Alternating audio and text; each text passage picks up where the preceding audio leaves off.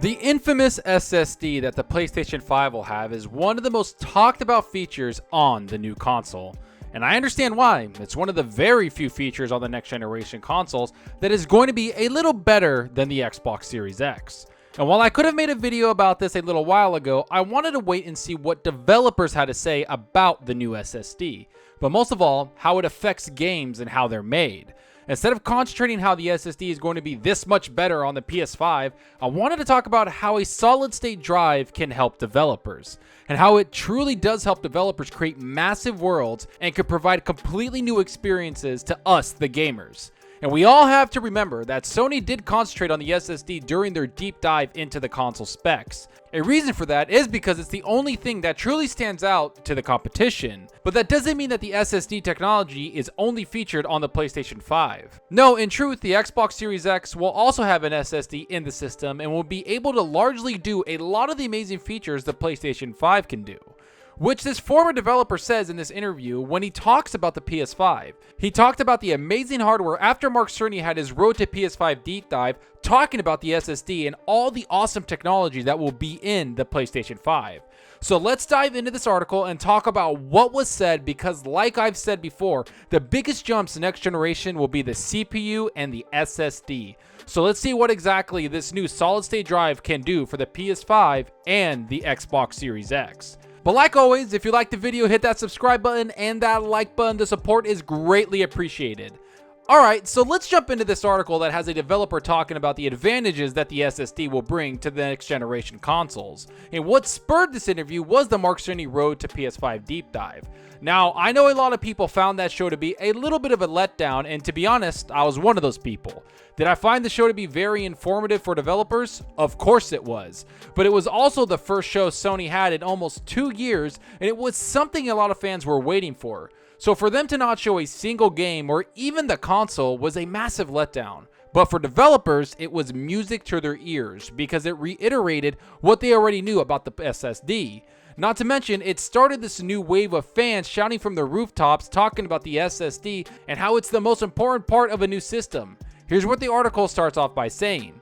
The SSD has been the biggest buzzword for Sony as far as their PS5 talk is concerned, and there's been no shortage of exciting claims about what it's going to enable developers to do going forward. Many developers too have spoken about the topic and had some interesting things to say about its potential. How long it takes for that potential to be realized remains to be seen, but one thing that is indisputable is that there is potential. Potential is a great word to describe what Sony has done to their PS5's SSD, because while I know most first-party developers by Sony will take advantage of the solid-state drive and the customization implementations they've brought into the system, I think most third-party developers will be happy to implement the standard SSD integrations. And one developer came out and talked about the SSD and stated what it would do for him and other developers around the industry. Here's an introduction about the person we're talking about, just so we know why he was talking about the SSD on the next generation consoles.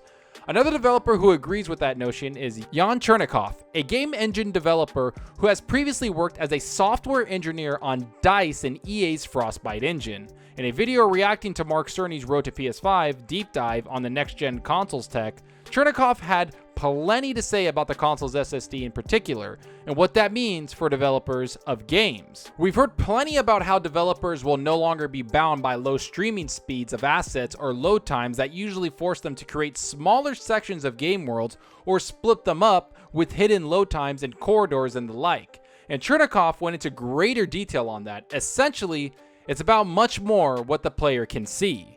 It's awesome to see someone like Chernikov come out and talk about what exactly this SSD power will do for developers, especially someone that is a software engineer on an entire game engine like EA's Frostbite engine.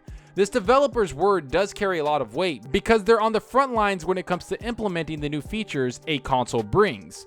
Because it's not as simple as plugging and playing when it comes to software game development engines. Instead, it takes thousands of man hours to implement these changes, and it's people like Chernikov that are implementing these complex features into not only their game engines, but also the console themselves. So when you hear them talk about what it brings to the games and what it does for them, we have to pay attention.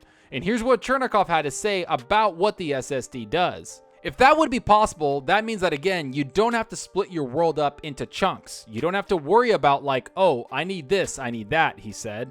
So like obviously, if you still need AI running in the background, colliding with things and pathfinding and all that, you still need the basic mesh for the world geometry and all that loaded, and you'll need other assets like always, for example, present in RAM. But luckily, those assets are generally a lot smaller than really high detailed models and textures and all that stuff. Right off the bat, we know he's talking about bringing a much more immersive world to gamers, but not only that, making that world far more detailed. What I mean by that is developers no longer have to run back-end scripts or code to generate any type of worlds that you aren't seeing yet, or use tricks of the trade to populate the world around you. Instead of showing you, the gamer, what you need to know, or making a certain area of the game a little harder to get around because they have to load assets, developers can streamline their games and concentrate on making the world far more immersive. That to me is music to my ears because I want to be able to play a game that a developer isn't limited on, which Cerny mentions here. So if that were possible, you wouldn't need to worry about corridors or even worry about splitting up the world into anything, he continued. The world could literally be pretty much infinite in complexity and detail because it's only showing what you're looking at. And unless you can look, unless there's a section where you can overlook the entire world and everything has to be in like max detail, which it probably wouldn't because certain things would be so far away that you'd have like some kind of proxy for them, like a lower LOD mesh, or with Unreal Engine 5, I guess some kind of triangle cooling thing that just figures out what you actually need all of that stuff for. And unless you have that huge kind of overlooking thing, the actual view of the player usually is rather small. And that's really cool, obviously, if you're dealing with a level editor where you're trying to design the world and the developers are using this tool to create this world, and they would want to see a lot of it at once, a lot more than the player usually does in general. This is really cool. This to me sounds pretty amazing because it does give the developers a lot more freedom in their design decisions. I mean, he talks about having to make corridors and certain aspects of the game dictate what you can see. Not to mention splitting up the world they create in order for it to look high quality. I mean, when you say certain characters slow down or squeeze through a corridor, it's not because they want to immerse you into the game. It's mostly because they have to load everything that you're about to see once you get by this certain area. And that might not happen anymore because the SSD will be able to load so many assets in such a short amount of time.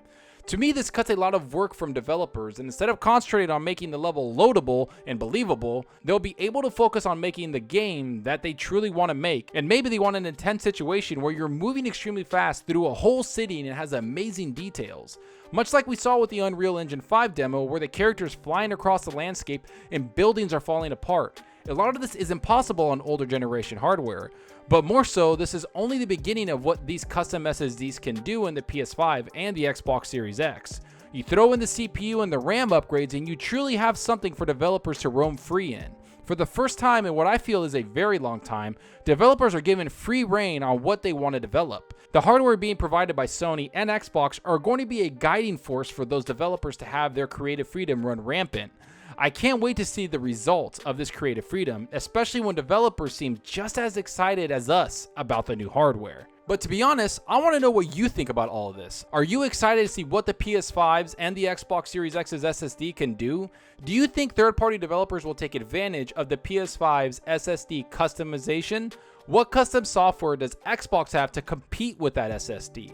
Do you think Sony will show what exactly the SSD can do with an in-game demo when they start showing off their games this summer? How many years do you think it will take for all developers to take advantage of this new hardware? Go down below and let me know. And I hope you enjoyed the video, and if you did, please hit that subscribe button and that like button. The support helps out the channel more than you know. And give me a follow on Twitter at Zalker87. I'm always on there talking games and sharing my latest videos. Plus, I love interacting with everyone there, so get on Twitter and let's talk about gaming. Also, follow me on Xbox Live. My gamertag is Zalker87, just like my channel name. See what games I'm playing, and let's compete in achievements for the month. Currently, I'm playing Sea of Thieves. I'm trying to get higher level. They up the levels, so I'm getting back into that game and playing it a whole lot. And I'm also playing Minecraft Dungeons. I really enjoyed that game. The dungeon crawling in it is actually pretty expansive. I'm having a really good time with it, and it's just a lot of fun. And I'm also playing The Last of Us on my PS4 Pro. I want to try to finish that this week and get through it. The game is pretty intense, so I'm really enjoying it there. And that's all for now. Thanks for watching, and until next time, remember, enjoy your gaming. Later.